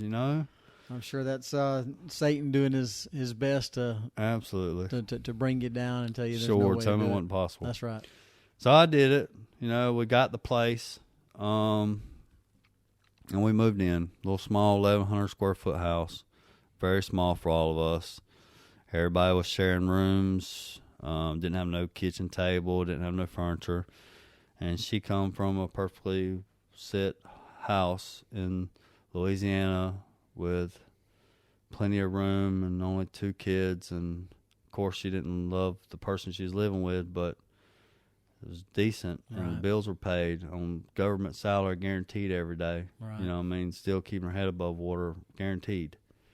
And she made that jump for me. So she moves down here, and we were going to Blythe Island Baptist Church. And we had been going there for quite some time. And she liked it. Even being LDS, she did like that preacher and did feel the, he was like, he had some really good talks, and she's really digging it, And trust me, when she don't like something, you know it, Right. So she's digging it. Everything's going good. And one Sunday we go in there, and he's got a whole sermon bashing the Mormons. And it just really...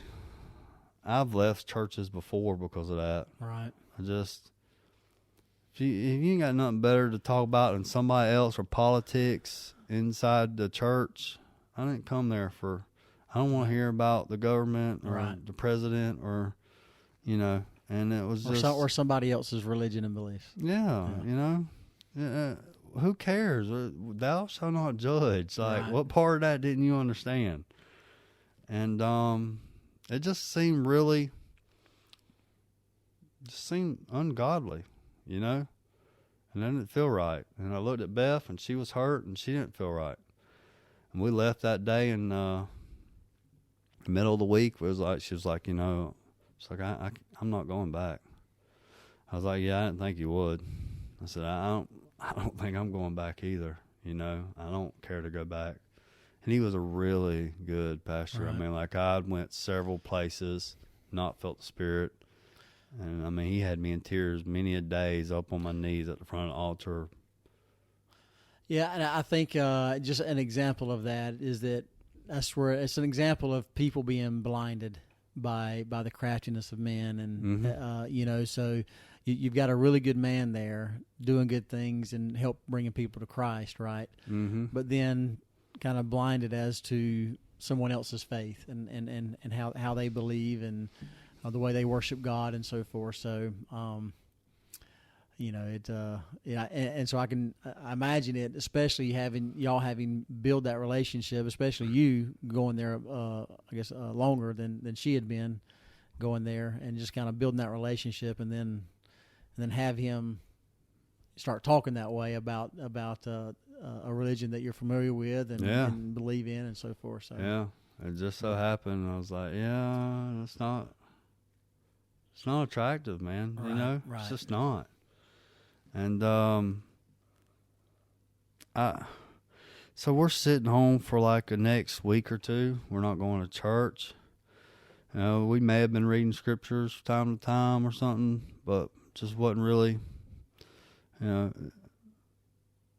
wasn't really active at all. And I was like, we got to do something, because here I am, idle times about to kick in over here. I need help. Start shaking a little bit, we're like, hold on. My tail start waggling. That's right. Yeah, it's time to, I got to get my foot in something. So, I thought back, I'm like, she's LDS, I've been LDS. I was like, I thought back at all the people that I grew up with in Darien, and I thought about how their lives turned out, and what church they went to, and where their hearts were, how they acted, what they drove, just playing everything kind of out in my head, and what stuck out most to me were the LDS members. All their children, they were my age, how successful they were, how much I idoled them, how much I looked up to them, because they were respectful. They were respected. People respected them. People liked them. Even though people didn't like LDS Church, they liked them because they're good people. I worked on shrimp boats most of my life. With some of them that's kin to them, like all the Boones and Carwackies and just the Pagets, and just everybody were just really good people, and that's what was attractive to me. And when I thought about my boys, and I thought about, and I'm not talking bad about the Baptists, but when I thought about how all my friends that were in the Baptists that did only, granted, most of them were only doing church on Sundays, but how they acted and how they lived and how they turned out. And a lot of my drinking buddies, guess what? They go to church on Sundays, and they're Baptists, and they only go on Sundays. They don't really study the scriptures. They're not into come follow me. They're not worried about treating their bodies like temples and putting the tea down. It's kind of like, what's attractive to me the most? Like, what do I really want more out of life? Do I want to succeed? Do I want to take care of my body? Do I want to live a long time? Do I want my boys to go down the same road I went down? Where do I stand? And what's my next move from here? And it all just, hey babe, let's try out the LDS Church. Okay. So, we tried out the next week, and she's worried because she's had a failed temple marriage. She's worried about what people might think. We're living together. We're not married. We're living in sin. We're having hard times. We're struggling. We're fighting all the time. Sometimes we're really, really rough. Sometimes it's just nothing to it. But I think for her, a lot of them were always rough. She's not used to that. Here I am. I'm used to screaming and cussing and shaking your hand 5 minutes later. I'm okay. Right. Let's get it out, be done with it. No, she's not just a girl. She's a princess. She's never drank, never smoked, never seen this kind of behavior that I'm used to being called normal. And it's been quite the change and adjustment for me. Wow. And so we're going to church, and we're still having our problems, and she knows that Bishop's going to be pushing us for marriage. Right. She knows that. I didn't know. I was like, so what? Tell them no. She's like, no, it's not how it works. Right. It's going to happen. And she's not sure she wants to marry me, because life isn't perfect. But she don't want to leave me either. Right. You know what I mean? And so I got a lot of work to do. Had a lot of work to do. Still got a lot of work to do. But at this point, I'm realizing I've got a lot of work to do. And I'm trying really hard, and it's just not getting a whole lot better. And I'm like, we got to have God on our side. So, you know, I gave her the ring. I proposed to her. I begged her and begged her and begged her. She said, yeah, just never set the date, you know. Right. So, you know, we were engaged for quite some time, and until last year, actually. Right. Almost 5 years deep, August. And just got married last year. Wow. But we struggled, man. We struggled without having God's help. And we still struggle a little bit, but not August what? August. We need to put you on the show. August 20th. August. August 20th is when we met. Okay. But we got married in March. Oh, okay. March 28th. Okay. Or the 27th. See how you did me bad. So, yeah. So it was the 27th. It was on a Thursday, I believe. Jeez. I better be right. Yeah, you better be right. I'm going to be in trouble. So, yeah. So we just got married in March. We met in August 20th, 2017. Okay. So from that time, I mean, 17, 18, 19, 20, you know, almost 4 years we were together, not married. Gotcha. And living in sin, you know, and struggling, fighting. You know, there was times where she'd stay off and leave and wouldn't feel safe being home. I'm not going to my meetings like I should. You know, I've got so much business and accountability at home. Like, as long as my family's good, I'm good. You know what I mean? Right. But and everything starts falling apart, that's when I got to find something. Right. That's all week long we've been talking about idled hand. I mean, that firm grasp rod to, I mean, that the iron rod. Yeah, the iron rod. That right. grasp to the iron rod. Yep. You know what I mean? And I'm over there just clinging, just kind of back and forth, making sure it's there, dipping off in the, you know. Yeah.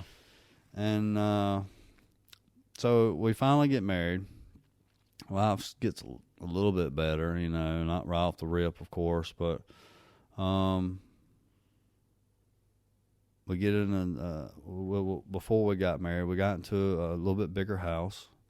Friends moved out of their house. They were renting. We rented their house for practically nothing. I mean, $1,200 a month. It's not cheap, but it's not. Right. It could have been easily $1,700. You know right. what I mean? We're in a gated community, not really gated, but subdivision with sidewalks and parks and ponds and pools and right. way more even further out of my element. So things are getting more and more into, oh crap, you know, I'm in this really, you know, I'm really getting into this, you know, I started a business and I'm like, I don't even know if I can keep me busy every day. So right. like I'd keep my job and I'd be like, hey, I need to take a day off. Hey, I need to take 2 days off. Hey, I need to take 3 days off. Hey, I don't need to work for you no more. You know, I had to tiptoe out, back in, right. hokey pokey, turn yourself around. Right. You know what I mean? It was like, okay, I'm out here now, you know? There you go. And I started working by myself, and then I pulled in a guy here and there, and then it got to where I needed one all the time, and then I needed 2, and now I got 4, you know? And I was sleeping in my truck. Now we're in that same house with the ponds and the ducks right. and the, you know, it's beautiful. It's plenty enough for me. We still want more. Right. She does, and we're gonna get it. You know, I'm satisfied. I don't care. You know, I'm. There's so much gratitude from where I've been to where I am now that if I would have painted a picture, there's no way I could have painted it any prettier than what I've got. Right. There's no way I would ever guess I'd be where I'm at. You know. Right. And so, you know, we're getting up in the mornings. We're doing our lessons. Our kids are growing great in the gospel. You know, I've got 4 or 5 trailers. I've got boats. I've got side by sides, dirt bikes. I've got every tool I can think of. I've got all my kids that I get to see every single night, not have to deal with their mom. I get child support. Right, yeah. Not that I want it or right. need it, but you know what I mean? Like, right. how I would have never painted that in the picture. Right. You know, so it's like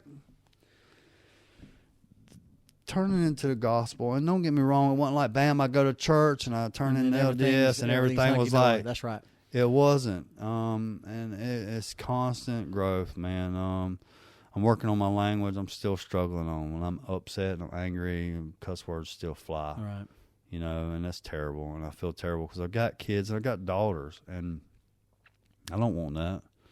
You know, but you can't walk in the woods 300 miles and turn around and walk out in 5. You know what I mean? Like, right. Yeah, I like that analogy. it takes like a little that, bit yeah. of time to get out in them woods. Right. You know, and my wife being a princess, you know, I have to really learn how to touch her, to reach her. Right. You know, I mean, I can't just scream back at her and let her get over with. You know, right. We're gonna be living in a long time of trouble. You know what I mean? Like, I could go weeks without talking to her like that. You know, and I tried that. That's not it for her. I had to learn her love language. And I'm having to learn to let go and not right. care whether I'm right, not care whether I'm wrong, not care if she learns her lesson. I'm having to learn that it's my job, my responsibility as a man, as a father, to make things work. Right. It's my job to do without. It's going to be me that needs to suffer, you know, so none of them have to suffer. Yeah. You know. 8 kids, or 8 people, 6 kids, right? You know, and then running a business, it throws a big loop in there. You know, you got so much reliability. So your growth from where you are now, you know, to back to where you were, any kind of problem you had, any kind of drinking or drug problems, it was always somebody else's fault. You know, someone else, you know, putting the blame somewhere else. You know, yeah. To where now you're saying, where's my part? Yeah, exactly. And I have this responsibility to do this, and this to provide for my family. You know, to learn the love language of my wife and to preside over my family and be the spiritual leader and everything. So that's huge. Nothing works if everybody's throwing rocks. You Right. know what I mean, there's no peace. Right. And that's what I've had to learn. Somebody's got to surrender. And we all know women. That ain't happening. So, you know, I'm kidding. I'm kidding. Sometimes I know you are. I think but I think the example that you're following is the example of our Savior, right? I mean, he that's was the goal. He was willing to put everything on the line, to go to the Garden of Gethsemane and suffer, to be put up on the cross. Remember, because he allowed his life to be taken. That's right. You know, he freely gave of his life. They didn't take it from him, right? They didn't kill him. He allowed that to happen, and I think that's kind of where he where gave we are. and gave and gave. That's right. And that's what it says in the Bible. You know, the longest time I sit back and I think of, you know, we'd have problems, and I'd be like, you know, if she would just do this, I could do this. You know. Yeah. And it's just that same mentality of, I won't go drink at the bar. I won't drink liquor. You know, it's just that I'll give in if I can get this. Right. You know, and I can't wait on that. And what I learned to realize is I've got to lead the way and show. And I still fall short miserably. Every day I fall short. Something I didn't do, I didn't think about. I didn't involve her, and it's not just her, it's work.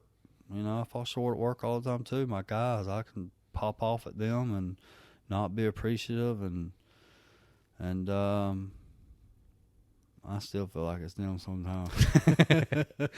But yeah, well, you know, I think the biggest part is recognizing that in ourselves, right? And although we may constantly fall short in those areas, if we're constantly trying to correct them or overcome those weaknesses that we have, you know, then that's where the progress is made. And and then ultimately we do become who Heavenly Father wants us and needs us to become. One thing I've always realized is that if I'm not the problem, there is no problem. You know, Right. There's always some part that I play that I could do better, that I could have done different, whether it's acceptance or the way I approach it. You know, it's hard. Every day's, you got to remain teachable. Right. You know, I've had to remain teachable no matter what I know, what I think I know, and always beg for more. You know, the trials and the hard times. It's not so much now about giving up. It's not about blaming somebody. It's not about what did I do? Why did he do this to me? It's what is the lesson? Right. What can I grow from this? There's something. There's always something, you know. I can remember having a hard day and just nothing was going right. And I can remember just pulling over, getting out of my truck, getting on my knees, and just praying. And I can remember the day just being in awe after that. And maybe it was a coincidence, maybe it wasn't. But I mean, like, nothing was working right. Like, it was raining, it was materials. We were way out in Shellman, way away from the hardware store, and I forgot some of the materials had to go back. Like, just a flat tire got stuck in the ditch. Just everything was just beating me up. Much like that story with the tractor I was telling y'all at lunch. You know what I mean? It's very similar. And you know, I just believe the Spirit can sometimes just guide me and say, you know, a lot of people say God won't give you nothing you can't handle. I defer to believe that. I believe sometimes you get so comfortable in life that you feel like you don't need him. Right. And he'll give you something to make you reach for him. Right. That you can't handle. Right. You know what I mean? And that's the beauty to me, you know. And that's how I see it, you know. Yeah. Things the way I look at life nowadays, you know, it's just you know, you can't run from nothing. No matter where you go, there you are. And life's gonna be there, and you're gonna have to learn to adapt. Right. You know, I had to. Yeah. Well, maybe we can close on this thought here. So you were brought up in an atmosphere that's not conducive to spiritual learning, really, so to speak. You know, but at the same time, so you had on the one hand where your mother kind of exposed you to all these things, and your sister did as well. But you had a grandmother, right, that would take you to church. That's right. And so now that you have your family, you've got everybody up under your roof and everything.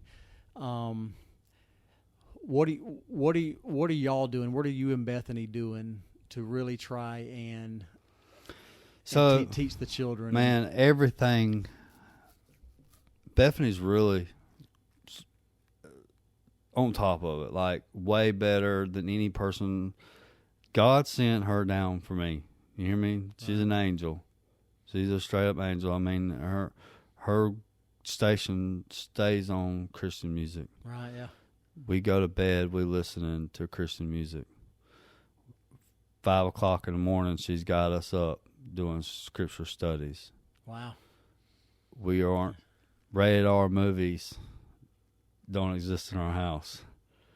PG-13 can very well almost don't make the cut either. Don't make the cut either. You know, it's very in between. You know, Right. Why is it rated PG-13? That's right, yeah. You know, and the kids will never see PG-13 till they move out. Right. You know, and Sundays is reverence. Yeah.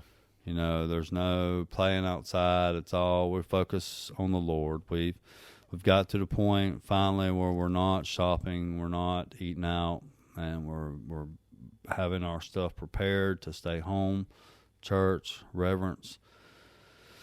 You know, prayer helps a lot, but we're just the more I realize it, the more I fought it forever. You know, I'm like, You ever seen that vision of a monkey sticking his hand in a jar trying to grab them cookies? Right. And he can't get his hand out because they're full of cookies. Right. And he don't want to let the cookies go, you know? Yeah. But if he just let the cookies go, he could be free. Right.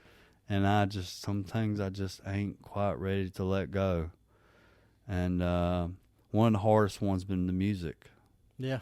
You know, I grew up listening to a certain kind of music, and rock. You know, it's not good for you, but it's a lot better than the rap that I used to listen to. Right. And I've got music speakers in my truck, and I'm on the verge, and I never thought I'd say this, but I'm on the verge of getting rid of them because they're that's what makes me want to turn that kind of music on. Right. I don't care for it any other way. The language I can't stand, and Right. I can find some, which I have done, that doesn't have language, and I can stick to that. So, you know, I'm cleaning up my music list. We've cleaned up the TV. We're cleaning up the music list. I've cleaned up my friends. You know, all the people I used to drink with. Hey, how you doing? But that's about as far as we go. Right. You know, we don't get together and grill out. Just wise man once told me one thing. He said, you got to change one thing, and that's everything, you know, and that's exactly what I've had to do. Every single thing, and I've been toting that rock on my back for so long, and I just don't want to set it down. Right. And I'm just slowly breaking off chunks and setting it down. You know what I mean? I think that's an example of it. It can be done. It can be Yeah. extremely hard. Yeah. Excruciatingly hard. And don't get me wrong, it's really not that hard. You just gotta be ready to do it. Ready? Okay. Ready. It takes time. Make the decision. It takes time, and that time of that doing it can be hard. You know what I Right. mean? But I mean, as far as actually looking back where I am now, I mean, it wasn't really that hard. What was the hardest thing was me wanting to let go. Right. Okay. You know, once I could just let go. So once you made the decision, Yeah. you know, enough is enough. Yeah. Then It gets hard yeah. enough, you'll let go. Right. You know? Right. It's like that burner, you know, your mom will tell you not to touch it. You're going to That's try right. to touch it, but That's right. eventually you're going to get burnt and you're not going to touch it again. Exactly. You just got to get burnt.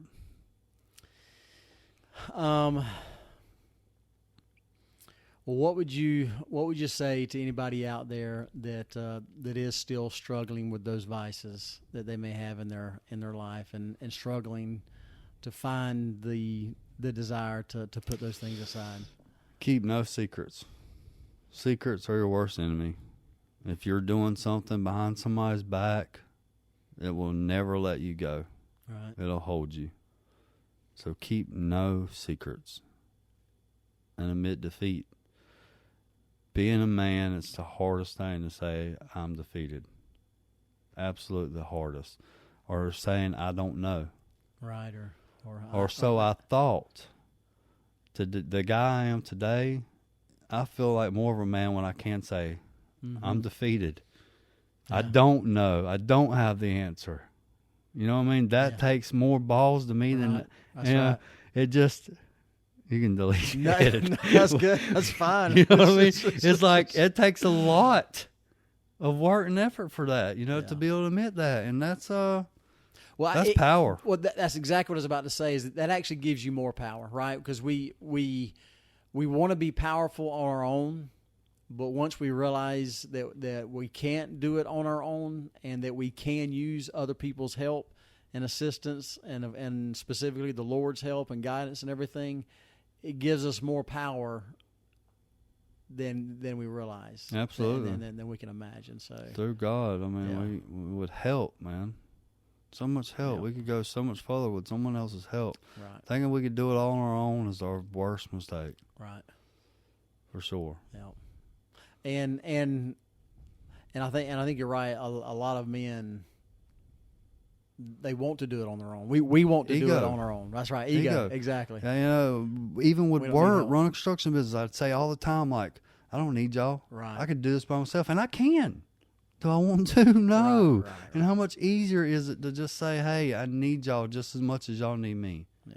You know what I mean? When you can set that ego aside and say, hey, what can I do to fix the problem? What did I do wrong? Work, wife, kids. Your kids get shocked when you tell them you made a mistake. Right, You're wrong. yes, I'm sorry. I made a mistake. Yeah. I had to tell one of them that this morning. I got on to him because he didn't unbutton his shirt, and I'm over there ironing their shirts this morning. I'm like, I told y'all to iron these shirts. If I'm going to iron your shirts to unbutton your buttons, I got all over him. Come to find out, it wasn't even his shirt. It was this brother's shirt. And I realized that as I was ironing his shirt, I was like, wait a minute, that's size 10. The other one was a size 8. That's not his shirt no more. They pass on down, you know. So I don't know, but I got all over him, and then I had to go apologize this morning, you know. And they like that. They like to know that. That's right. We all make mistakes. Yeah, we're all real, Dad. It's okay. Real. That's right. It's okay to make mistakes. Don't lie. Don't hide it. Yeah. You know what I mean? It's good. Where that growth takes place. Wow. Well, hey, I appreciate you sitting down with me and everything, and sharing your story. I think it'll do a lot of good for a lot of people in hearing and knowing that you can go through these things and still come out and make the changes, make the turn. And I never thought it, but it happened. Well, it happened. So. Yeah. Well, you got anything else you'd like to share, or any closing words? No, can I drop the mic? Yeah, that's right. Walk it out. There you go. Drop the mic and walk off. Very good. No. I think I got the point across, man. I mean, you know, I'm grateful, and I didn't do it. You know, it's all the Lord, and feeling the Spirit, and be in tune with the Spirit. Be where you can hear. Yeah. You know, so President Nelson is. You have to rely on quiet. The Spirit don't dwell in loud places. You know, you have to give moments of silence and be able to hear and listen. The Spirit, it's great. You know, just to be able to know He's there and can feel it and be guided is amazing. Very good. But you gotta listen. That's right. You gotta listen. Can't know it all. That's right.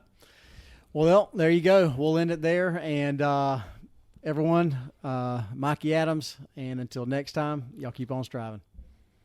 All right, everybody. Thank you so much for watching or listening to this interview. Please take the opportunity and share this with someone that you feel like would benefit from it. There are many, many people out there that struggle with addictions and challenges and just insurmountable mountains, it seems like. Mikey was there. He feeling like he's in the darkest of abysses and everything, but through his Savior Jesus Christ, he was able to overcome. Of course, he continues to battle every day in fighting off the demons and everything. But if you would share this with anyone that you feel like could benefit, but his story is a testament that we can overcome those trying and challenging times, those addictions in this life. It is possible. But if you would, please like and subscribe to our channel. Please share again this interview with anybody out there that you feel like would benefit from it. And we'll see you on the next one.